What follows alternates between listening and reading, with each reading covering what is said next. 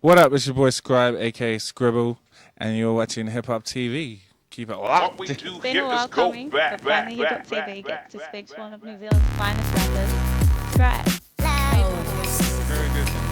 Thank you. Now, it was a great road to success with the Crusader.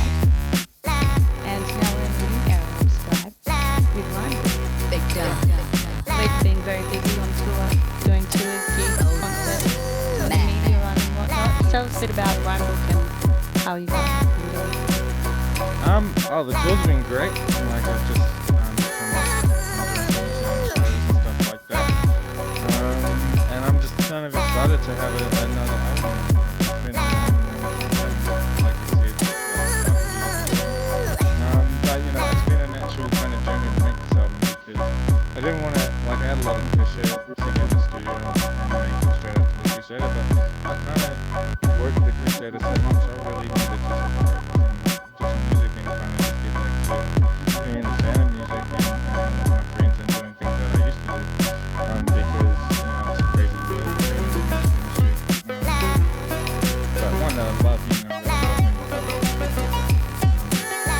I kind of just needed to make so that's kind of why it took so long and now I'm here with the new album and new producers that I've been Well, when I actually heard that Rhyme Book was the title of the album, immediately that's something I connected with, and I feel a lot of writers and artists would connect with because you know everyone's got one, everyone thinks close to their heart. So, what is Rhyme Book to you, or what was Rhyme Book before that actually released? Rhyme Book for me, it's kind of because of Rhyme Book to me, it's something that's very personal. And like I know with my Rhyme Books, I'm very protective. So I have a lot of friends who try and pick them up and just start going through pages and like, hey, put it down, put it down. And so with this album, I really wanted to kind of be more personal than I was with the Crusader. Crusader was kind of like just this big kind of, yeah, I'm happy to be rapping and this is what I'm doing kind of thing. But with Rhyme Book, I kind of wanted to be a bit more personal and a bit more intimate with, you know, what kind of makes me tick and things that I think about as not so much as a rapper, but just as a human, like on this earth. And so, but then of course I checked in a few kind of not so kind of intimate songs, just so it didn't get too emo. You know, I didn't want to start emo rap in the new genre. So yeah. You heard it here first on Hip Hop TV. And so yeah, Rhyme Book was a natural thing for me to think this album should be called Rhyme Book because I did select from various Rhyme Books certain songs that I wanted to put together and put out there. Scribe, you've always had a certain honesty with your music, and this album has really stepped up on that emotional level. At times, is there ever any holdback in giving your all and expressing your emotions, but not feeling exposed at the same time? That's a good question. I suppose you have to give a little bit away. You know, you can't kind of keep it all, you know, kept inside. So, you know, I do put a lot of my personal kind of beliefs and thoughts in there. But like, the artists that I like are people that let you know what's going on.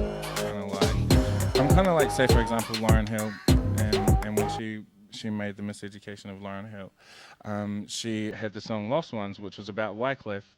And I already knew it kind of, you know, you hear rumors about stories, but when people actually see the record straight through a song, it gives you a kind of a bigger insight into what's happening. You feel like you're actually connecting with that person.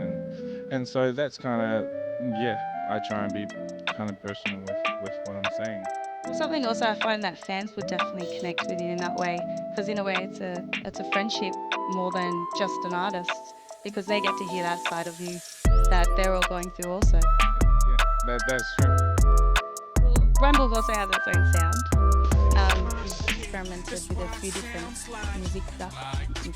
music producers and different instruments and all different sound effects in there. How have you managed to actually keep that Scribe flavour that we all really love?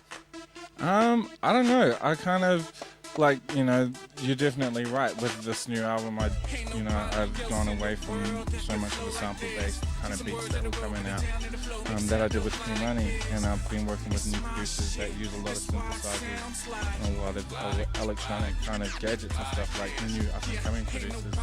So it was hard for me to try and adapt to that new kind of sound, but the thing is, I just go with something that I like. Like, I'm not a big fan of electronic kind of beats, but the ones that I picked for the album I like. So I think that's kind of where my you know, the scribe flavor comes through, and I try to keep the lyrics kind of quite cohesive and quite easy to understand, and yeah, I hope it translated into the new shit. But in saying that, I did a lot of flack from my fans. Like, you know, I keep up on what they think, and a lot of them did, you know, was like, fresh, what the hell is that? That's shit.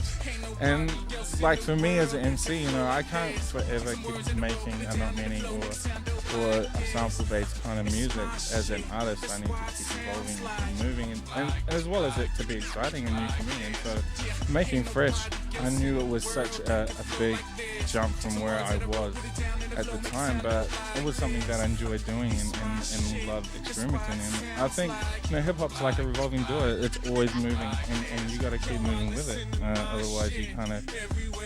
I don't want to be a one-trick pony. I don't want to be someone that's like, oh yeah, that, you know, that's what he does. I like to think that I could do anything. Well, you also mentioned that it is so hard to get so much that you do stick to basic lines. But how is it that you get so much of a story into just 3 verses? I don't know. I don't know. I definitely like just try and get my point across. But yeah, I don't really know how it is. So, well, music has always been your passion, but I believe there's someone else that always continues to inspire, which is a little someone at home. How has fatherhood changed your approach to music and your love of it? It's kind of had to take a little back seat, you know. Like, music has always been my baby. Music's always been like my girlfriend and been there for me. And so having a baby, especially a little girl, kind of changed me in so many different ways, because when you have, it's like the Matrix, seriously. You have to have a baby to know what I'm talking about, and when you do, there's no going back. You know, it's whatever. So it definitely opens your eyes to a lot of things. A lot of things that I was doing at the time, I realized were very important when I had my baby girl.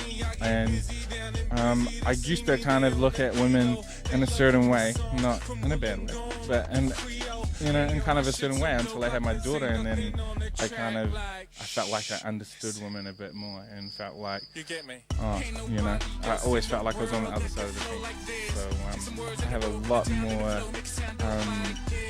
kind of understanding, I like to think, of females, having a daughter of my own. And like, she's just so precious to me that, you know, she gives me a lot of inspiration to keep doing my music, but at the same time, music is second to her now. Tell us about your track with Twitchl, how that come about, and the tour. Well, I've always been a big fan of Talib since, you know, way back, Black Star, Lyricist Lounge, even